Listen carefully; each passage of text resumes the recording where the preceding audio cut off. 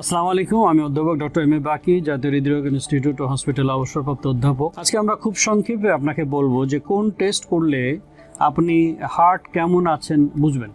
আসলে এই বিষয়টা দুই ভাগে ভাগ করা যায়। খুব সংক্ষেপে যেটা বলি, একটা ব্যক্তির যদি অনেক দিন ধরে প্রেশার বা ডায়াবেটিস থাকে এবং উনি যদি 40 ঊর্ধ্ব ব্যক্তি হন এবং তার যদি কোলেস্ট্রল বেশি থাকে, প্রেশার, ডায়াবেটিস, ধূমপান, কোলেস্ট্রল, এই চারটে জিনিস আপনি জানেন যে হার্টের রক্তনালীতে ব্লক করে। সুতরাং আসলে টোটাল যদি একটা হার্টের চেক আপের প্রশ্ন আসে, তো সেক্ষেত্রে কিন্তু আমরা ইসিজি ইকোর সঙ্গে ইটিটি করলে আমরা অনেকখানি বুঝতে পারি যে হার্টের রক্তনালীতে ব্লক, সিগনিফিক্যান্ট ব্লক এটা আসতেছে কিনা। যদিও এটা 100% কনফার্ম না, কিন্তু আমরা 85% পর্যন্ত এটাকে অ্যাসেস করতে পারি। এটা হলো একটা বিষয়। 2 নম্বর হলো যে কোনো ক্ষেত্রে একটা মহিলাও হতে পারে, হয়তো 30 বা 40-এর ভিতরের মহিলা, উনি নন স্পেসিফিক, মানে খুব স্পষ্ট করে বলেন না, উনি বলেন যে হাঁপিয়ে যাচ্ছি অথবা বুকের ভিতরে ব্যথা হচ্ছে, যেটা পেট থেকে বুকের দিকে আসে, কখনো হাঁটলে হয়, কখনো এমনি কন্ডিশনে হয়। এই অবস্থাতে চিকিৎসকরা একটু কনফিউজ থাকেন যে এটা হার্টের জন্য হয় নাকি হার্টের জন্য হয় না। সে অবস্থাতেও কিন্তু আমরা একটা পরীক্ষা যেটা আছে ইসিজি ইকোর সঙ্গে আমরা যদি ট্রেডমিল টেস্ট অথবা এটাকে ইটিটি বলা হয়। ইটিটিটা হচ্ছে কি, যে আমরা সবাই জানেন যে আমরা প্রথম পর্যায়ে যে ইসিজিটা করি, এই ইসিজিটাকে একটা রোগীকে একটা বিছানাতে শুয়ে করা হয় এবং এই জন্য এটাকে প্রপার নাম হচ্ছে রেস্টিং ইসিজি। তার মানে আপনি যখন রেস্টিং কন্ডিশনে আছেন তখন আপনার হার্টের যে ইলেকট্রিক্যাল যে গ্রাফটা আমরা দেখার চেষ্টা করি এবং এখান থেকে বোঝার চেষ্টা করি যে হার্টের রক্তনালীতে ব্লকের আভাস এই রেস্টিং ইসিজিতে আসছে কিনা। সবসময় কিন্তু রেস্টিং ইসিজিতে প্রথম পর্যায়ে আসে না। কখন আসে?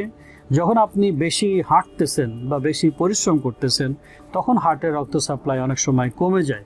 তো সেই ব্যবস্থাটা একটা মেশিনের উপরে হেঁটে হেঁটে আমরা করি, যেটাকে আপনারা অধিকাংশই দেখছেন যে এটাকে ট্রেডমিল টেস্ট বা ইটিটি বা স্ট্রেস টেস্ট, এই টেস্ট নামে পরিচিত, যেখানে একটা বেল্টের উপরে একটা পেশেন্টকে একটা নির্দিষ্ট গতিতে 7-8 মিনিট হাঁটানো হয়। 3 মিনিট পর পর গতিটা বাড়ে এবং উনি এই বেল্টের উপর হাঁটেন এবং সেখানে চলমান ইসিজি হয়।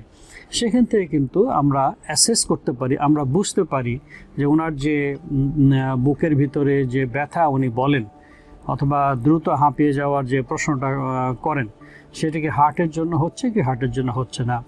সেখানে একটা মাপ আছে। যদি উনি 7 থেকে 8 মিনিট পর্যন্ত হাঁটতে পারেন এবং ওইখানে মেশিনে আপনার নিজস্ব আপনার কাজের ক্যাপাসিটি ওখানে মাপে, যেটাকে মেট বলা হয়।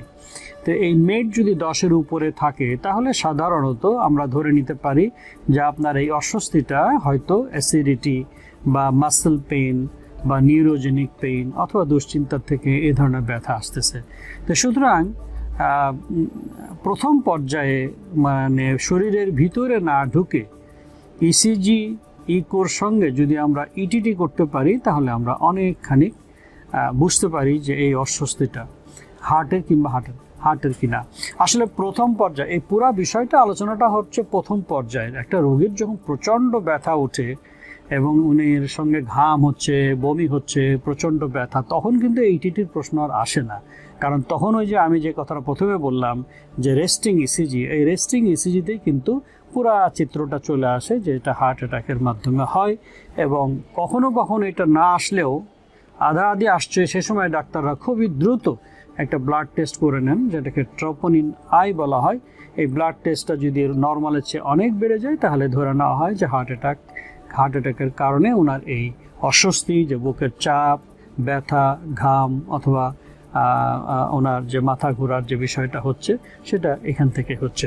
তো সুতরাং আমি আশা করি যে যারা রুটিন চেক আপের মাধ্যমে বোঝার চেষ্টা করবেন, তারা শুধু ইসিজি বা ইকো না করে একটা ইটিটি যদি 2 বছর 3 বছর পরেও যদি একটা ইটিটি করে নিতে পারেন, তাহলে আমরা অনেকখানি নিশ্চিত হতে পারি যে আপনার হার্টের রক্তনালীতে এখন পর্যন্ত উল্লেখযোগ্য কোনো ব্লক আসেনি। সবাই সুস্থ থাকুন, ভালো থাকুন।